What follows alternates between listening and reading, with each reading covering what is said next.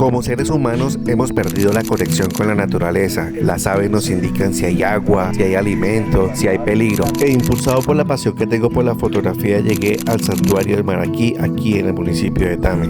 Mire el colibrí que está allá en ese chavecito. Tome, agarre. Y ahorita vamos a hacer una observación de águilas, de águila lay. No. Muchas gracias a Dios, a Tame, a Steven y a todas las personas que hicieron parte del Global Bird Day 2026. A todos poderosos que me han permitido estar aquí. ¡Eso! ¡Bien! ¡Continuamos!